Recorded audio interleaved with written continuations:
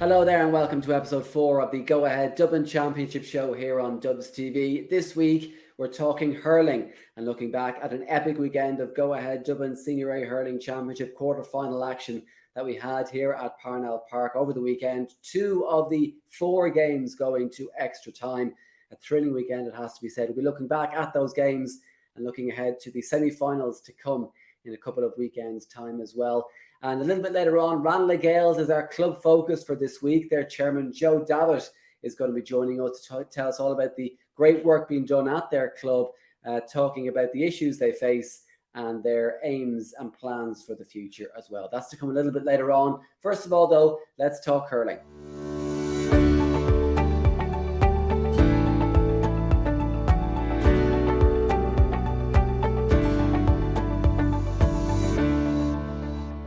Okay, joining us this week to take a look back at what was a brilliant weekend of Go Ahead Dublin Senior A Hurling quarter-final action and look ahead to the semi-finals as well. What's to come is former Dublin Under-20 hurling manager Paul O'Brien. Paul, thanks a million for joining us.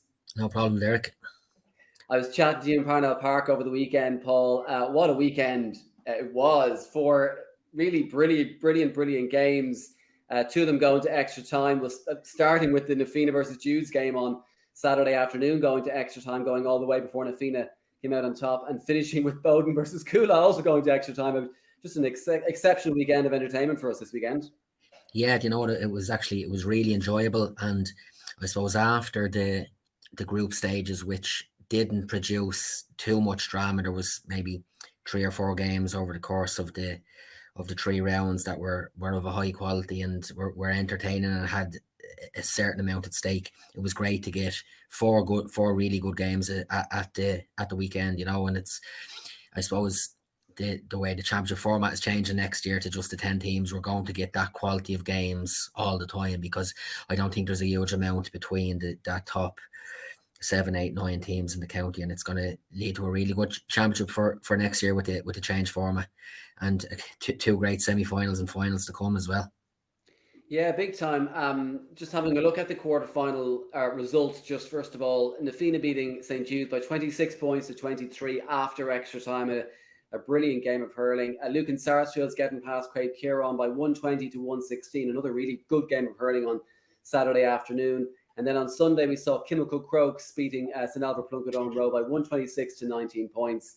And Ballyboden St Enda's losing out. Cuala beating Ballyboden St Enda's by 127 to 28 points after extra time. Another great game of hurling. And it leads to the semi-final draw, which took place after the Ballyboden Cuala game. And Cuala will meet Kilmacud Crokes in the semi-final, with Lucan Sarsfields taking on Fina. 2 really big semi-finals. Very much looking forward to those as well, coming up the weekend after next. Paul, where to start is the thing, because there's so much to talk about over the weekend. We'll start with the game, the first game of the weekend. We'll go in chronological order. The Fina versus St Jude's, a really a game that many people maybe weren't expecting to be as tight as it was. A lot of people felt Jude's would put it up to Fina, but ultimately felt that Fina would maybe pull clear towards the end. Obviously, it didn't really turn out that way. There were opportunities in normal time and in extra time, really, for Jude's to end up winning it. Obviously, Fina pulled clear in the end and finished the stronger in that last half of extra time. How do you see this game overall? Yeah, and you know, that kind of rhetoric heading into the game that Fina were considerably ahead of Jude's probably was done a disservice to Jude's. Like the way the Fina group went, they were after playing 2 games that they strolled to, and even beating Craobh, they had a really good opening 15-minute period there that kind of knocked Craobh for 6 or whatever. So Fina hadn't been challenged before, and if you look at that in contrast to the Jude's, where they were after playing serious championship intensity games against Lucan and Vincent's in advance to get to that, like it was always going to be considerably closer than people thought, you know. And it was an interesting game, because I suppose the 2 of them kind of had contrasting styles heading into the game. And I suppose nearly replicated by the two keepers and how the keepers operated with their puck outs. Like Ross O'Reilly was very much route one down on top of Liam Rush, whereas John O'Tracy, playing his first championship game of the year, he had a good bit more variety to it as well. So like even that aside, and the different contrasts and how they were playing was something that was intriguing to the game. Like the fact that Jude's had got them championship intensity games prior to going in, they were dogged, and Jude's are a really structured, organised team, and they know right where Danny's our key threat. But like John Carty clipped in with 2 points, and Kevin Lahiff and Dermot McLaughlin and John McManus, they all clipped in with 2 scores on the board over the course of the game.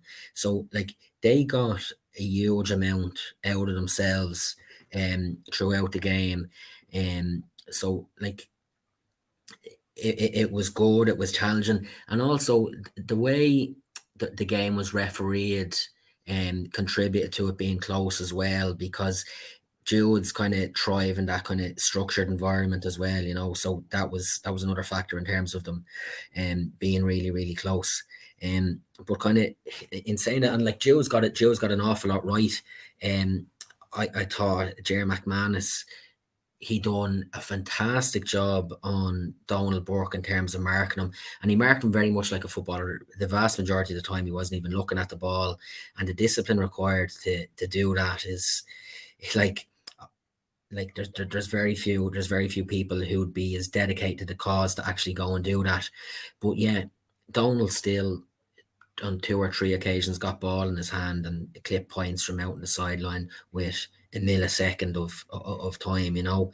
And it was just that little bit of class of the likes of Donald Burke. And I thought Colin Curry was absolutely excellent. A real focal point of attack. Every time ball was delivered in, it stuck to him. He was really, really good. And then, like for me, kind of an unsung hero in the Fina team is Peter Feeney. I think he gets through a huge amount of work. He doesn't get the plaudits as much as some of the other lads, but he got through a huge amount of work on the day. And that kind of midfield battle between him and Alan Connolly and John Carty and Martin Quilty was there in patches as well. It was really good. It was really good, a real good challenge between the teams. And yeah, you know, it was a game I really enjoyed, and I think it's really gonna stand to Na Fina as they head into Lucan in the semi-final, you know. Yeah, we'll discuss maybe the last Colin Curry's performance was absolutely exceptional. I think he scored 6 points in that last second half of extra time, which managed to get Na Fina, I guess, over the line in a lot of ways. They ended up winning by 3. From a Jude's point of view, will they feel that they left behind them in some ways, or is that a bit harsh? I mean, they were 6-1 down very early in the game. They came back and it was pretty much nip and tuck after that first quarter or so, where Na Fina led. Obviously, Danny leveled it at the very end to bring it to extra time. He had a chance just before that to give them the lead. We didn't know how much injury time there was going to be, so it felt like that could have been the winner. Obviously, it didn't go over, but Danny did level it a few minutes there to bring the game to extra time. And they led then by 3 at half time of extra time.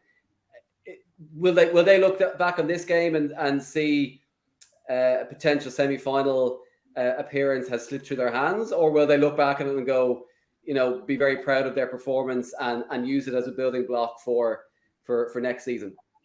Yeah, if you go back to the description of the opening quarter there, and Na Fina did shoot into that lead, but the thing, Jude's probably left the game behind them in them opening few minutes. Like they had 5 wides from they weren't nailed on scores, but they had the right people shooting. Like Danny was shooting and Kevin Hiff was shooting and Fina Bryn were shooting, and to get them fellas on ball, and they were making the right decision to shoot, and they were just tailing wide.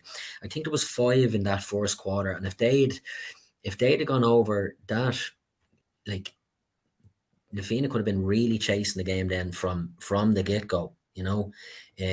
But you know, like I don't like, obviously when a game goes to extra time and it's extremely tight till the end, the team that loses are going to be disappointed. But both Danny and Donald Burke missed a number of frees throughout the game, and that was down to the sheer volume of frees that they had to take, And I think Colin Curry going on to the frees in the last couple of minutes, because of how well he was going in play, and standing up in that second period of extra time, huge amount of kudos has to go to him, and taking over from Donald is no easy task, So Jewels could be disappointed they lost. Obviously they're disappointed they lost, but I think heading into that change championship structure next year, Jewels are a team who'll be looking to drive on and be successful in that again, Yeah, big time. You mentioned Colin Curry there, and he was incredible. I mean, obviously Donald Burke is the main man in that Fina attack, and rightly so. You mentioned some of the scores he pulled off, even despite being so tightly marked. Some of the scores he pulled off, I was right on the sideline for one of them into the church end, and it was just kind of magical to kind of watch it, and so little time he had on the ball to be able to put it over from that position. But Colin Curry stepping up, then, I mean, it shows the strength and depth that they have, which you probably need to have if you're going to win this championship. Yeah, definitely. Look, Colin Curry was excellent, and it was the fact that the quality of his runs inside. So typically there was just two of them inside for large periods of it. The quality of his runs and the timing of his runs to get on ball makes him very difficult to mark, and the ball was sticking with him, and invariably he made the right decision either to shoot or to take a man on. Like, he won a number of frees as well. He really was excellent, and it was good to see his brother playing his first bit of hurling of the championship as well.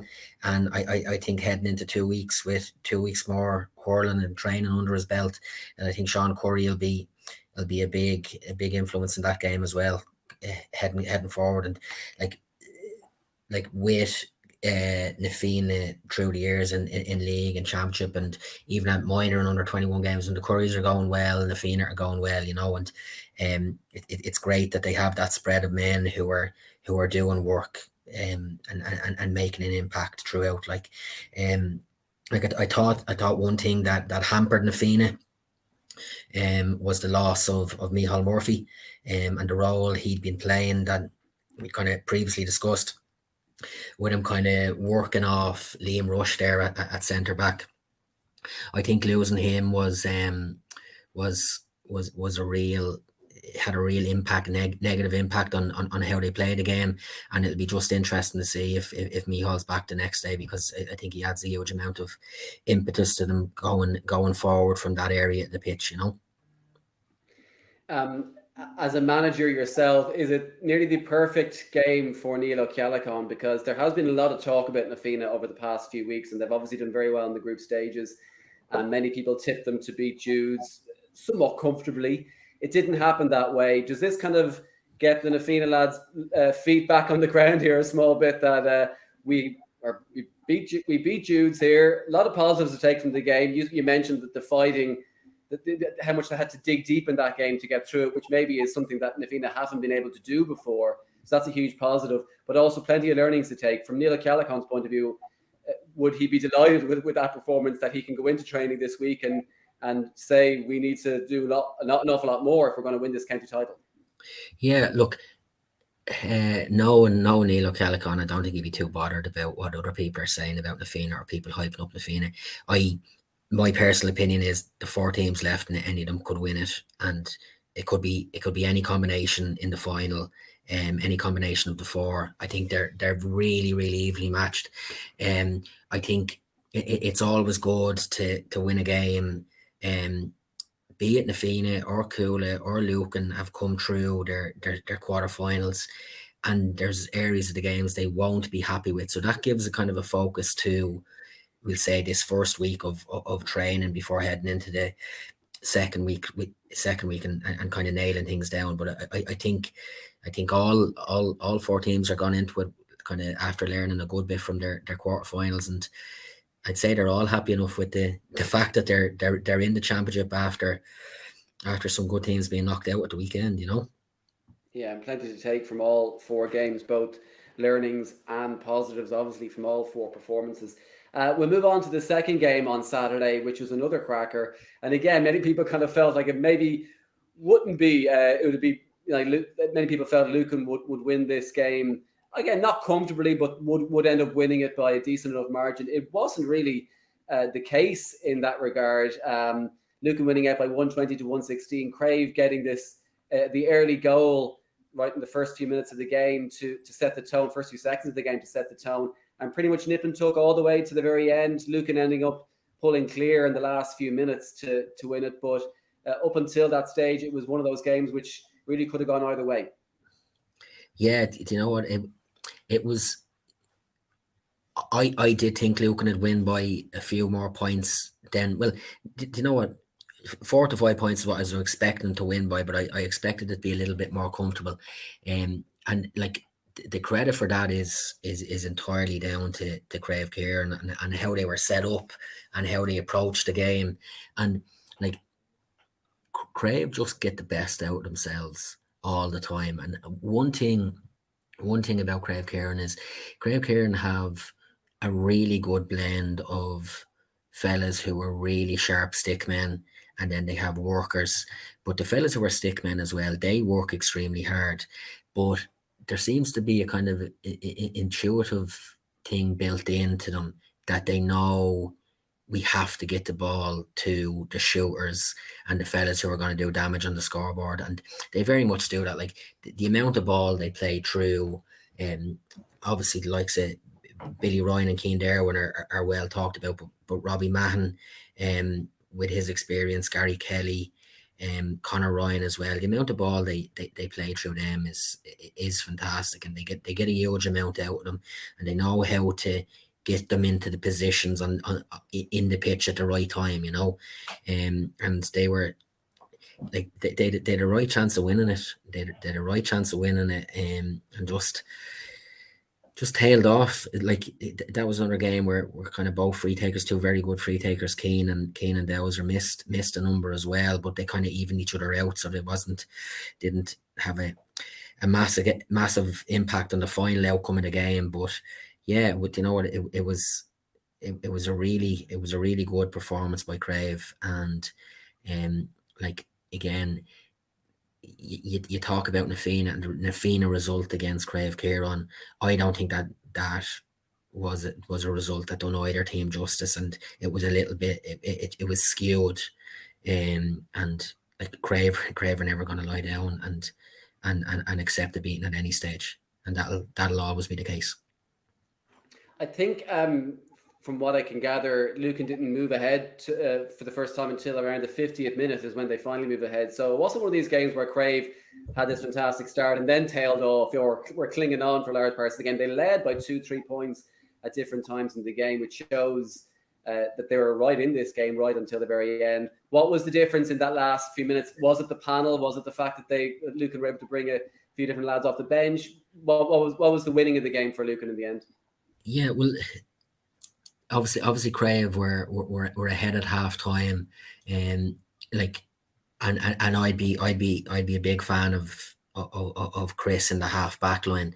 Like, he was moved up to centre forward and he scored 4 points in the second half, and it very much became the two crummies were the focal point for Lucan throughout the game, and like it's disappointing in one way that Chris had to go up there and be that person who drove them on in the forwards, but like he was excellent, just winning ball and kind of stepping back over the shoulder, like trademark Chris Crummy scores. And yeah, he was excellent, but also to add in, Kilmacud came on and he got on an amount of ball and he got 2 scores, and I think his impact as well made a difference. Donald Flannery got a score as well when he came on after. Charlie Kerr, young Charlie Kerr, was really, really good in the first quarter of the game, and was one of the few Lucan fellas who really stepped up when they were really up against it in that period. And like, you talk about a difference, like, there wasn't many goals over the weekend. There was there was 4 of the team scored 1 goal. Like when the chance arose, like Paul Crummy finished it well, and it when them chances come, you need to have your good men on the ball, and that's with a lot of the teams. It was the key men who got them goals in the game, So again, that's something that's really important. Like, yeah, big time. You mentioned obviously the goal. I mean, Lucan won in the end by 120, by 4 points, 120 to 116. It did feel when the goal was coming that they were kind of small but pulling clear, but it was still only, I think, a couple of points in it when the goal went in. So the goal was obviously crucial in the end to maybe finishing the game off from a Lucan point of view. We've spoken about the quality that Fina have in attack, and the same for Lucan. We've seen Dowser, Ciarain Dowling do very well this year, a major part of the Lucan attack, obviously. Paul Crummy and obviously Chris Crummy scoring, having a brilliant performance in that third quarter in particular in the game. But Paul Crummy's goal and Paul Crummy's performance overall, he was the go-ahead man of the match in that game. Again, they have plenty of talent in that attack, which again they will need to have if they're going to go all the way in this championship. Yeah, definitely. And look, we often talk about fellas who are kind of established and at county level or have excelled at maybe the under 20 level, but like Colin Walsh and Charlie Kerr, who would have both played minor and haven't played under 20 yet, they were both excellent and really stood up in that area of the field as well, and like, again, one thing I was impressed with Lucan is obviously the goal went in after a couple of seconds of the game, and like a small goalkeeping error, and Darren Kelly finished it off. But Sean McClellan's sticking to his laser puck outs to his backs after that, and like I thought it was a real show of strength from him in terms of dictating the game, and I thought they used they use it really well in terms of Alan Murphy coming out of defence, carrying ball and kind of football, like for want of a better description of giving it and going again, having 1-2s coming out of defence before delivering it into the forward. So yeah, there was plenty there that was good from Lucan as well, and they'll be looking to both themselves and the Fina. It'll be happy enough that they're playing each other and kind of look to push into that game in 2 weeks' time. Like, yeah, and a pretty positive year as well for Craobh Chiarain overall. Obviously, getting out of the group and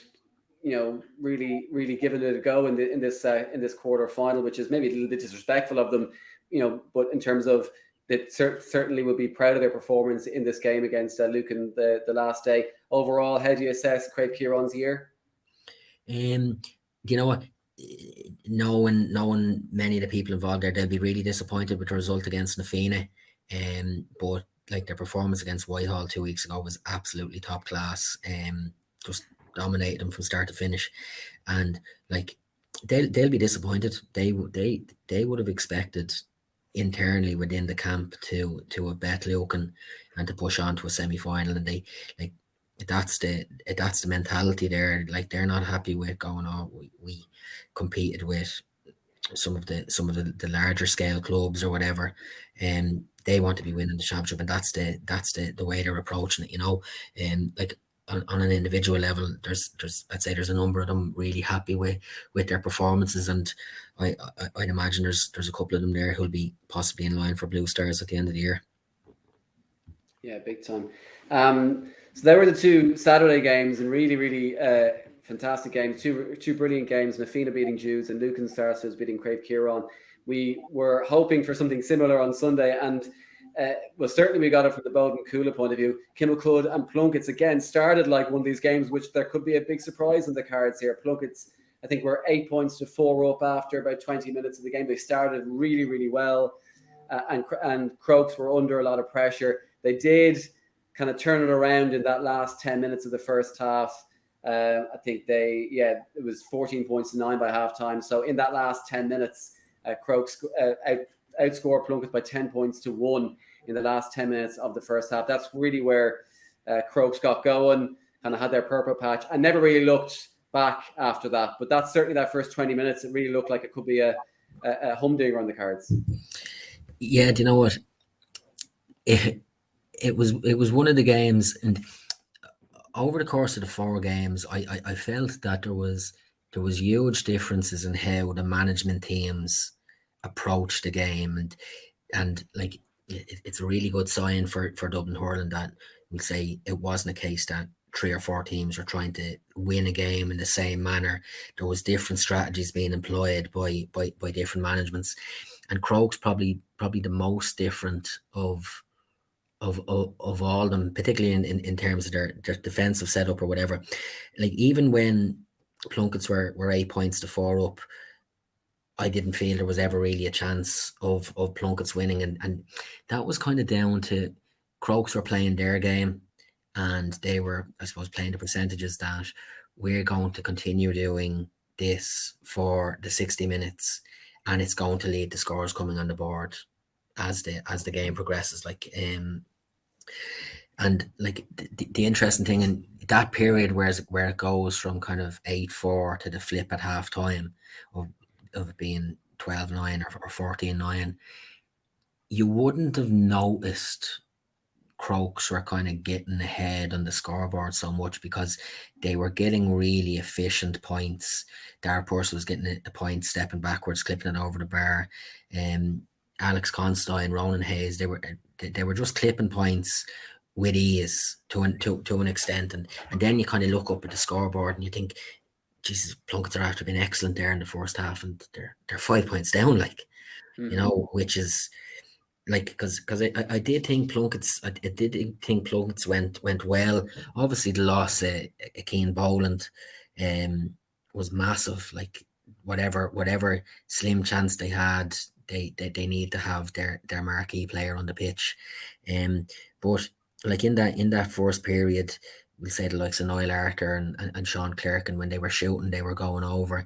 But then in that second quarter, Sean Clerkin, who I thought had a really good first half, a couple of his shots, and his brother came on for Keane Boland. They hit a couple of wides that right decision to shoot, just execution just didn't go over. And then 3 or 4 points that kind of go a begging, they were going over at the far end. Like, and for Plunkett, for Crokes to be clipping 126, like the likes of Cuala and Fina, they kind of finished with them scores after the 80-minute mark. So that shows a difference there. And I just really like how Crokes are set up. And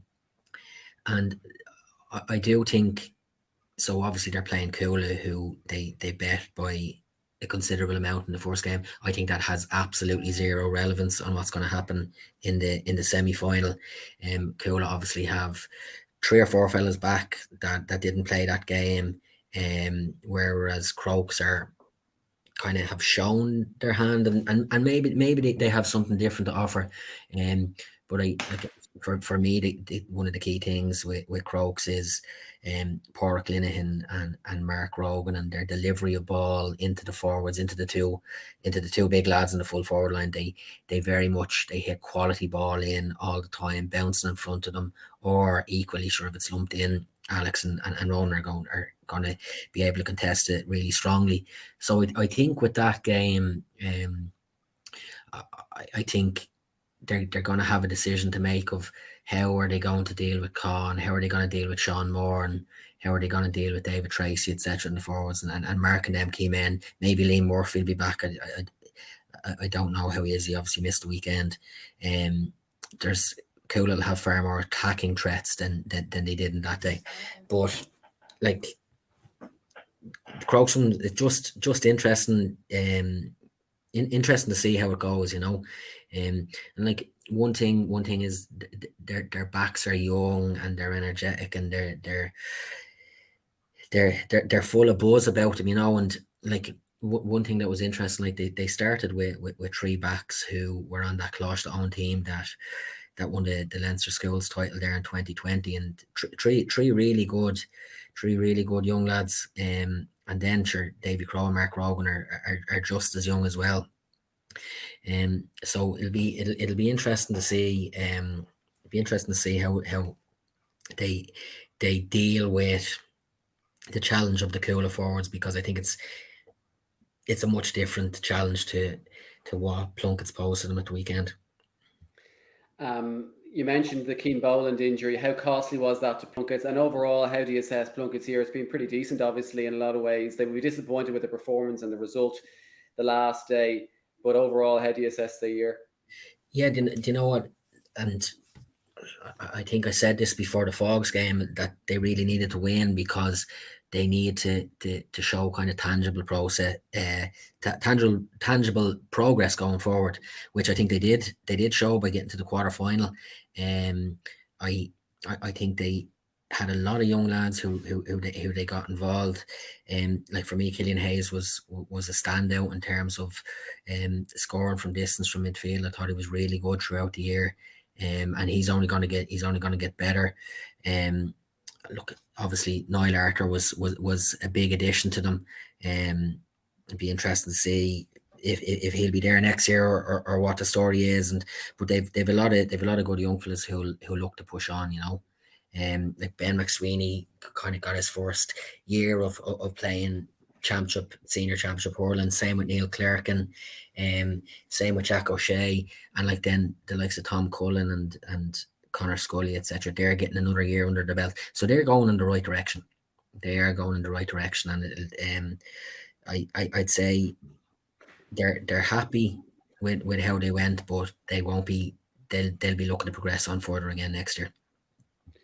You mentioned the Alex Considine and Ronan Hayes, I think, earlier on. The twin towers inside an attack. Alex Considine was the go-ahead man of the match at the weekend. We've seen what Ronan Hayes can do in this championship as well against Cuala the last day. The first day out, he scored a hat-trick. They're the kind of focal point of that Kilmacud Crokes attack. How important are they to how Crokes play, and how important are they that they have a decent game the next day against Cuala if they're to go on and win the game? Yeah, look, I think they've been excellent. I like Crokes, as I said, are giving good quality ball in from the likes of Mark Rogan and Pádraig Linehan or whatever. But it's the fact that even if quality ball doesn't go in, they're still in with a really strong chance of winning it. And one thing that I actually liked, and it didn't come off at the weekend, I think Fergal Whiteley's having a really, really good year for them. He made a number of kind of deep runs trying to get in as the boys were winning ball and try and get off their shoulder. Now, probably on three or four occasions in the match, he ended up doing that and didn't get on ball. I think getting on a ball or two like that against Cuala could be the real difference with Fergal coming on and facing the goal and really driving at them, So yeah, that's going to be a really interesting one. And kind of going into that, like Jake will probably look to kind of sit back and protect that area, and it's what Crokes will end up doing with the likes of Fergal and O'Shea around that area of the field then, and even Darragh Purcell. How are they going to clip points from outside and also being able to deliver ball in? But I think Crokes are able to do hurt you on the scoreboard in a number of different ways. We've had three really good games, obviously, over the weekend. Then we came into the last game of the weekend, which was Cuala versus Ballyboden St Mendes. A lot of people expecting fireworks in this game, and it turned out to be the case. It was an exceptional game of hurling, went all the way to extra time, and even it was two scores at the very end. David Tracy with a peach of a score from the right sideline, and then Conor Callahan from the left-hand side, winning it by 2 in the end. It literally could have swung the other way if Paul Ryan had a free at the end, which again we didn't know how much injury time was left, but if that had gone over, that could have been the winner. I mean, trying to assess this game, it was one of those frantic games of hurling where it's just nip and tuck the whole way. One of those games that it looked like a team would pull clear, and then they didn't pull clear, and the other team came back at it. How do you assess the game overall? Yeah, do you know what? It obviously it was the most enjoyable game at the weekend, from my perspective anyway, because I just felt there was so much going on throughout the field and at different stages. Like there was a number of really interesting tactical things that went on over the course of it. Like obviously Simon Lambert has been playing in the backs, and they pushed him up to centre forward to kind of sit on Jake, and that did neutralise Jake and the impact he has on the game. But I suppose then Simon had to go and kind of fill holes back the field then in the second half. I thought James Madden's performance on Sean Moran was absolutely top class, and particularly in the context of, we'll say, Sean Moran was after getting that goal that came back off the post, and over the next 15 minutes, James Madden scored 3 points from play, from driving forward, and like coming from deep, and just he was excellent, and like he shut down Sean Moran. And I think shutting down Sean Moran is a really, really big challenge, because I think his ability to score and cause havoc in the forwards is up there with what Con's doing, and I suppose it's a pity that teams don't have 1, 2, and 3 James Maddens to be able to shut down them key forwards. But he was really top class, and like even like, and I'm praising Bowden here at the moment, even though they lost, because I thought they'd done a lot right. Like, there were stages when Finn McGarry was out in front of his full back line, kind of marking off space to try and stop Sean Brennan from delivering ball, and stop Sean Brennan from delivering ball into Con and into the inside, and I thought it was really, really brave by Bowden to be trying that, and yeah, it was good. And like, even like, geez, I thought Niall McMorrow gave an exhibition at full forward in terms of his movement, winning ball out in front, and like he took some amount of punishment as well from Cian O'Callaghan, and he kept going. But in saying that, like Cuala just kind of endure as well, and I really like the fact that, we'll say, in that kind of clutch period of added time, of extra time, that they ended up getting, like, it was David Tracy who shot, and it was Con O'Callaghan who shot, and they're kind of similar-ish to Crokes, to Craobh, that they get their real key men on the ball in shooting positions, and it's a sign of a really good team when they have shooters and they can get them on the ball to do the damage on the scoreboard. But like, even added to that, like John Sheehan gave an exhibition as well of driving forward with ball, and like Dermot O'Flynn got a great score as well in the second half. He kind of stood his man up and kind of went at him on the sideline, and geez, there was so much going on, and like I thought Michael Conroy was really good in the full back line, which is great to see.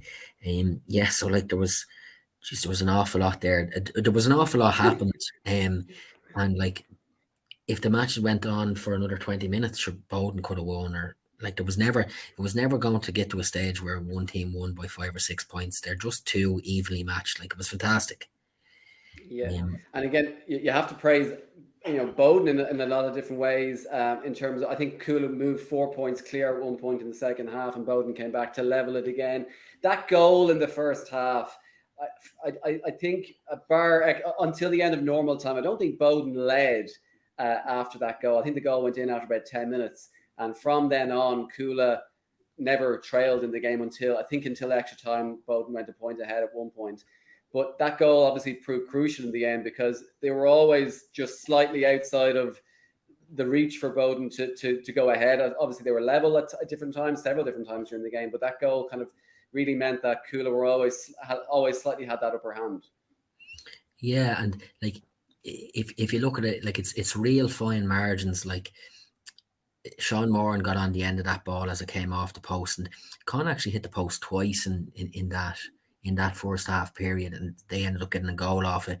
Whereas, like, I know Paddy Dunleavy drove forward and had a really good effort that hit the post and spiraled off out onto the sideline on the far side.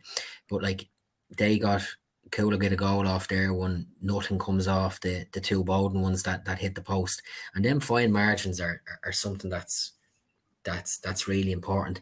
And like, for me, the most critical part of the whole game was Sean Brennan's save from Pierce Christie. And like, Pierce Christie came on and he was buzzing about the place, and he was really, really good. And Pierce Christie put the shot in exactly the position he needed to put the shot. He put it low, he put it down into the corner, and Sean Brennan made an excellent save. And like, if you think back to the Bridget's game as well, and the save he made from Cian O'Sullivan, like, Sean Brennan has been absolutely outrageous in goal so far in this championship. And like, the fact that Cuala are still up there and still one of the favourites to be winning the championship, a lot is down to them fine margins and how good he's been. Yeah, and the fine margin certainly with the case here, because it was a 2-point win. And like I say, right into that David Tracy score, which was probably about 2 minutes into injury time at the end of extra time when he won it. Paul Ryan had literally hit the post seconds before, and if that had gone over, that could have been the winning point. So literally, it was down to the inches in the end. We spoke earlier about Neil O'Callaghan and how maybe he'll look at that game and be delighted with the fact that, you know, it might bring some of the guys, and the talk might calm down the talk of Na Fina. I would say John Toomey's delighted with the kind of commentary around Cuala over the past 2 weeks, especially after that Kilmacud Crokes game. A lot of people kind of writing them off and feeling that they're a spend force and they're not going to win the title, the championship this year, and you know, they've reached the pinnacle of where they're going to be, and they're not going to win another county title. Pretty much, that is sort of the stuff you want to hang on the dressing room wall before games and in training sessions to keep these guys driving on, because they have won so much, they've done so much. It'd be very easy for them to kind of hang their hat on the table and go, no, it's fine, we have done enough. But stuff like that really, I'm sure, drives them on. And we saw at the weekend there's still plenty of life in Cuala yet. Yeah, look, definitely. And like, I know a few weeks ago I thought, and I said that Bridget's would beat Cuala, and Cuala have come through 2 huge battles since, and I certainly I can't call between the 4 teams that are left. I think we're going to have 2 great semi-finals, and Cuala with the experience they have and the men who are there who know how to win, they're delighted to be still there, and for there to be a small bit of talk that they're possibly doing or whatever, you know. I think, look, it's a great situation to be in, you know. Yeah, big time. You said you can't pick between all 4 teams. Before we go, I'm gonna ask you to predict these semi-finals. We'll start with the Lucan Sarsfields versus the Fina game first. How do you see this one going? You know, I genuinely don't know who's going to win them. Like, we had 2 games this weekend that went to extra time. Like, I'm not looking to cop out here now or anything. I really amn't. But I just think they're fascinating games, because all 4 teams kind of have different strengths and do things really well. Like, one thing Neil O'Callaghan said at one stage after a game was, like, Na Fina weren't going to be found wanting in terms of a battle and a fight. And I think that matches up really well with Lucan, who are really dogged as well. And that's going to kind of be real and intriguing on that side. Whereas we'll say the psychology of that South Dublin battle between Crokes and Cuala, where obviously Crokes hammered them earlier on in the year, like, that has, as I said it already, has no bearing on the game. But Cuala just seem to be just managing to get on, and I'm really looking forward to seeing how the young lads in the Crokes defence step up to mark, and them highly experienced Cuala lads. And it's kind of an important one for Dublin hurling to an extent, because, like, them young lads are kind of their age profile. If they can push on for Crokes and really drive into that game, it could be really good for their confidence, because they've obviously, a lot of them lads have been successful with Closh Own and successful at minor with Crokes. They've won Leinster titles with Dublin at minor and under 20, and if they push on, we could see them kind of a changing in the guard as well with Dublin. So the thing that's really interesting for me is the amount of good young lads that are there and are playing well, and obviously a lot of the senior county lads are going well, and I think it's all very positive for Dublin going forward. So I haven't answered your question there at all, because I haven't thought about it. I haven't thought about it, and I don't know who's going to win. Couldn't tell you. They're fascinating battles. Yeah, you set it up very nicely for two really great games to come in the weekend after next. It's Lucan Sarsfields versus Fina in the Go Ahead Dublin Senior A Hurling semi-final, and Cuala versus Kilmacud Crokes in the other game. Two games which you really can't wait to see. Paul O'Brien, thank you very, very much for joining us this week to look back on the action from the quarterfinals and look ahead to what's to come in the semi-finals. Thanks very much. No problem, Derek. Thanks.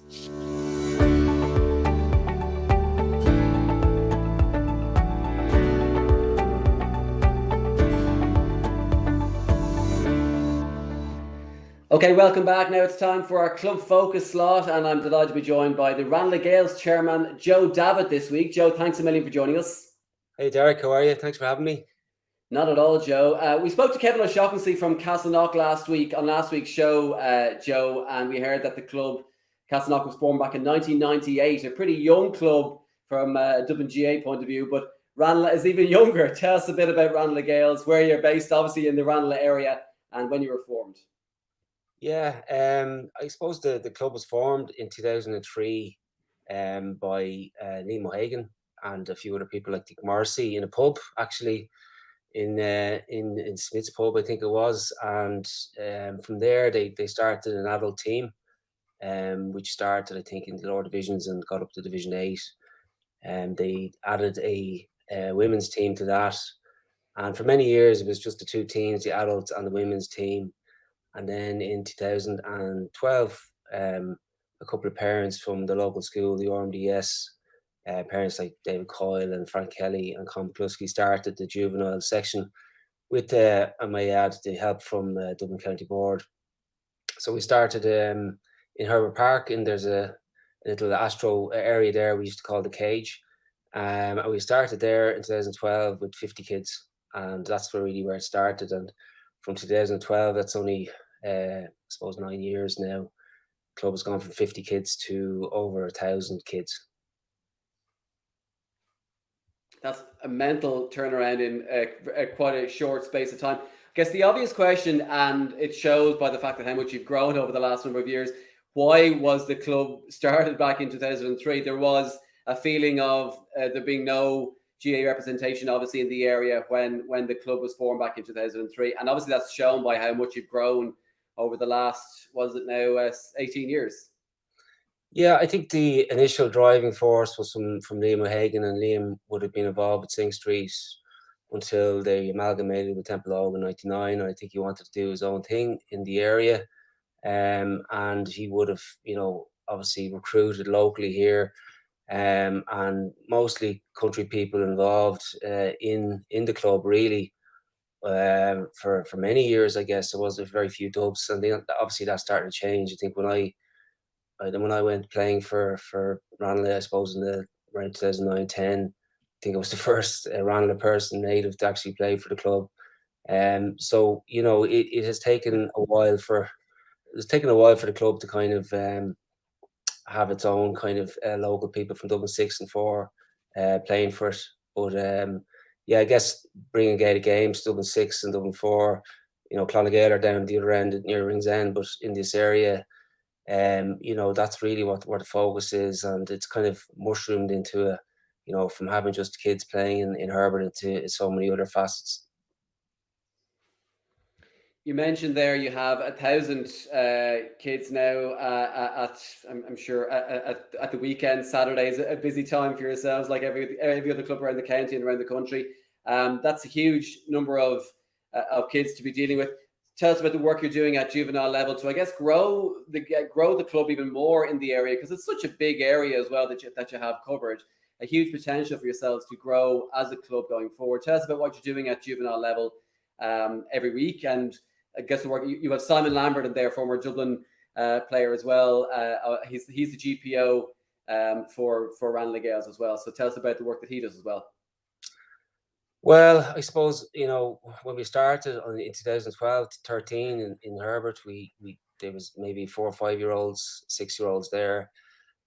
As it went along, we were, to be honest, just making it up as we went along. We didn't have the experience. Very few people in the club had a GA background, and that has advantages, disadvantages. But as the club grew, we would have got a space in Donnybrook Stadium, the 2 Astro pitches there, which we, very grateful to Leinster Rugby for renting. So it's good for small-sided games and the academy as well. So we would have started with the small-sided goal games there on the 2 pitches in Wesley and Bective, and then they would have. We a few years later we got a bit of space in called Brewer Barracks, which is in Rathmines. So we would have had other games there. So as slowly as we went along, we got little bits here and there. But I guess the main turning point for us was to Simon coming on board as GPO in 2015. I mean, Simon, he has huge experience, a top player at hurling. We were in Parnell Park watching him on Sunday there against Cuala, and he's still playing very high level hurling and football. And he brought that experience to the club, the organisation, the coaching, and also, with the camps and stuff, he'd bring people from Ballyboden up to summer camps, Easter camps, cool camps, that kind of thing, and bring that experience to the club that didn't have it, and able to coach. Half the team nearly on Sunday. Stephen O'Connor, you had Paddy Dunleavy, you had Luke Corcoran. They're all coaches there doing summer camps. They're all playing very high level sport for Ballyboden. We're very grateful to Ballyboden for giving us a hand, with coaching. So luckily this year now, our oldest group that would have started turned 16, and they were officially able to to train as coaches and referees. So they are officially able to referee now, which is great. It takes the pressure off coaches who are, a lot of them like myself, double or triple jobbing. So they're able to go and coach the Go games, referee the Go games, and then coach the academy as well on a Saturday morning. And it's just fantastic to see them down there, 16-year-olds, players themselves, but also going down on a Saturday morning and giving back. And that's what's really what it's about for me, is that that those kids started with the club in 2012, 13, and have grown up with it and are giving back, and they have grown up with that influence, and it's a positive influence. And really what it's about is to keep kids playing sport, whatever sport it is. For me, growing up in Ranelagh, there was nothing. There was no soccer, no Gaelic games, and unless you went to a rugby school or you played hockey for the local school, that was it. And there's very little green space or a pitch to play on. So I guess that's what we're trying to instill in the area at the moment. Yeah, and I guess that idea of obviously when you're a younger club, you don't really have the legacy, I guess, of younger members in the past who are able to help you when they grow up, and that's obviously something that's gonna help you with over the next number of years. The younger guys who were there back in over the last 10 years and 20 years and more will be able to help you grow as a club over the next hopefully 20 years as well. You've obviously spoken about the juvenile work that you do and the great work that's going on there. From a senior level point of view, where are your teams at, and what are you doing, I guess, from that point of view to kind of grow the club at a senior level as well? Yeah, like I said, we started off with 2 teams, a men's and a women's team. They won championship each, 2 actually for the women. They won 2010 and 19. Recently enough, the E and the D championship. The men's team won the Junior 2 championship in Parnell Park, which is a great day for the club in 2018. I suppose the challenge for us, as any junior team in the country will know, that you need the old fellas and the young fellas coming through. At the moment, we have our oldest team is under 16, and they've been run by Frank Kelly and David Coyle, and Paul Gallagher came along as well, and they won the Division 8 league this year. Again, a lot of lads who are actually playing rugby as well in schools like Gonzaga and St Mary's, and I love the guy. They love playing football, and they will probably play minor next year, and maybe they might go up then into the adult team. And And until the younger blood comes through into the adult teams, we might stagnate. We might be stuck a little bit. With the women's team this year, we had 2 or 3 of our under 16 girls were played a match or two with the women's team. Great to see it again, bridging the gap between the juvenile and the adult, which is what it's about. You need the younger players to to drag them along and get them higher up. But the participation is just to see that to come to fruition was great. Was a real milestone for us. We saw during COVID, Joe, clubs around the county and around the country helping their local communities a huge amount, and how the clubs and sporting clubs in general, GA clubs and other sporting clubs in general around the country were helping their local communities during the height of COVID, I guess, and the lockdowns. How has Ranelagh done? I'm sure Ranelagh did the exact same back a year and a half ago when COVID struck. How has Ranelagh become, I guess, Ranelagh Gaels become part of the wider Ranelagh community, as opposed to just being a GA club in one corner of the community? It's, I'm sure, grown now to become a big part of the community as well. Well, I think the main thing was first of all, like when Simon came on as GPO, that he focused on the local schools here, the 2 Gael schools, Sculreed and Listonogue, RMDS. But he's also kind of gone into other places like St. Louis here in Rathmines. You've got KPS in Rathmines. You've got also a big success story would be St. Mary's in Donnybrook. So Ranelagh would be brought to those kids, and they'd be visible, and Simon would be visible there, teaching them basics of Gaelic games and stuff. So we'd have a visible presence in that regard.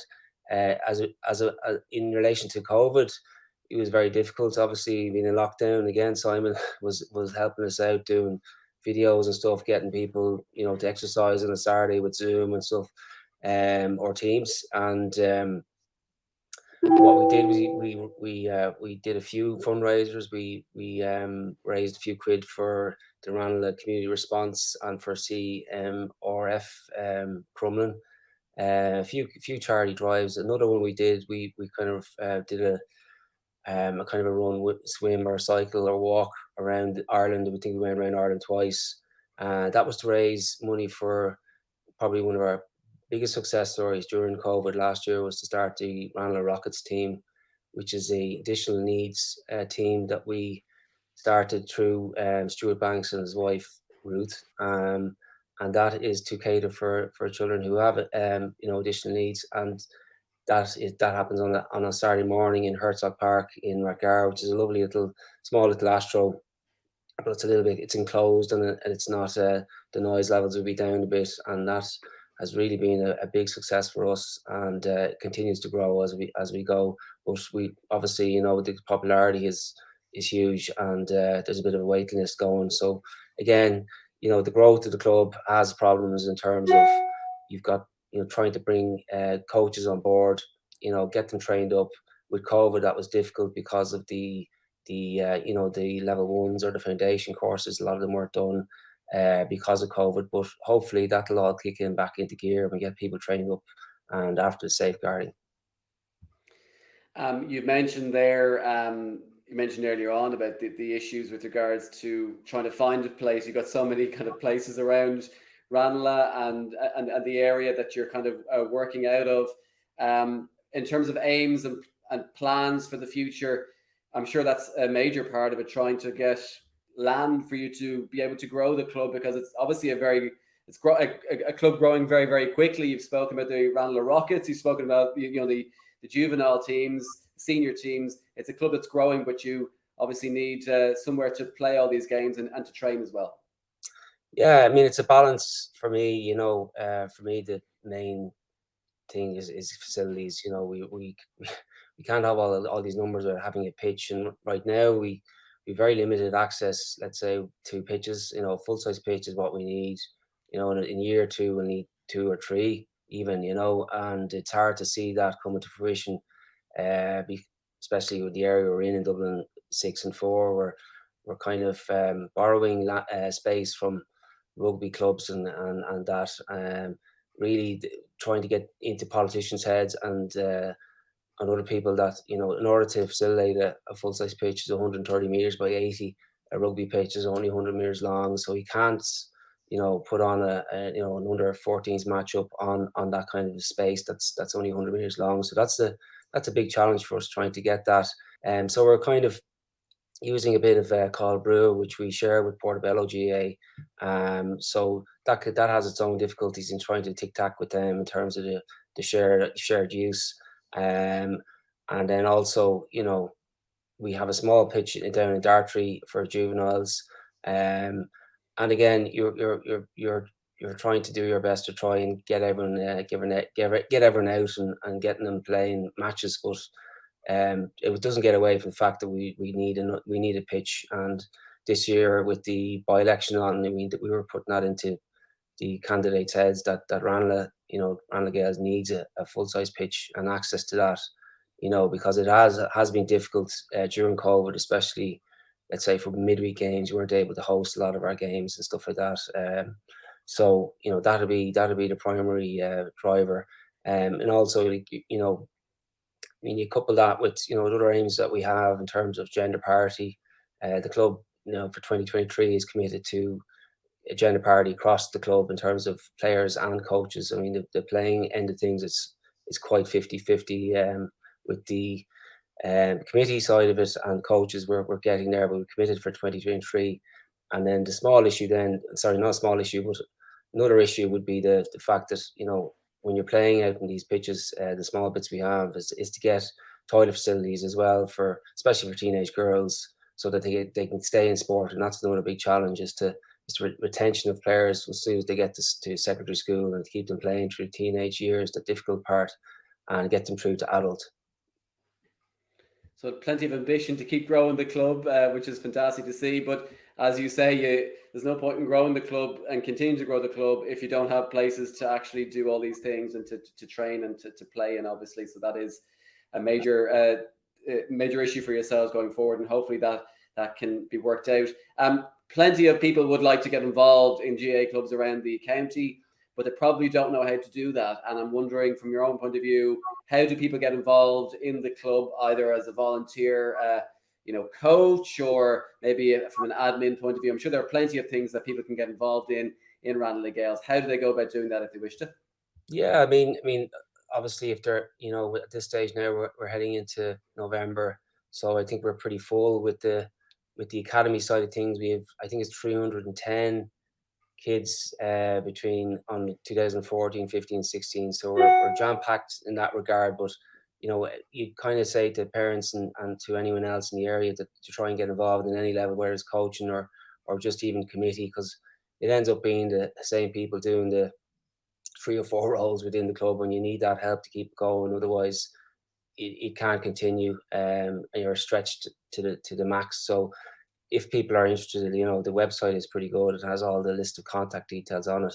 If you have any kind of interest in playing or coaching, or even doing a bit of admin, yeah, everything's on the website. Great. So that's ranelaghgaels.ie is the website. So check out ranelaghgaels.ie to get involved with the club, because it looks like it's a club that's going from strength to strength over the next, well, it's 18 years old now. So another 18 years time, I might chat to you again and see where you are then. I just want to get through the next 8 months. Good stuff. Joe, listen, thanks a million for joining us, and the very best of luck with everything over the next few months and years as you continue to grow. Thanks, Derek. Thanks for having me. Joe Davitt there, and that is the Go Ahead Dublin Championship show for this week. A reminder of the games on a busy week on Dubs TV this week in the Go Ahead Dublin Senior 1 Football Championship. 5 games in all live on Dubs TV this week from Parnell Park. The action gets underway on Wednesday evening. It's the playoff in the Go Ahead Dublin Senior 1 Football Championship. Group 2, Ballinteer St John's taking on Castleknock on Wednesday evening at 7:30. That game live on Dubs TV. And then it's the quarterfinals over the weekend. St Jude's taking on Thomas Davis on Saturday afternoon at 3 o'clock. Ballyboden Kickhams versus Lucan Sarsfields on Saturday at 5. Ballyboden St Enda's taking on either Castleknock or Ballinteer St John's on Sunday at 2, with Kilmacud Crokes versus Fina rounding off the weekend Sunday at 4 o'clock. All those games live on Dubs TV, all at Parnell Park. Tickets are available as well for those 4 games. Check out dublingaa.ie for details on that. We're going to be back next week to take a look back at those quarterfinals. In the meantime, keep an eye on the Dublin GAA social media channels. We're at DubGAA Official on Twitter, Facebook and Instagram for all the latest Dublin GAA news. Thanks for watching and goodbye.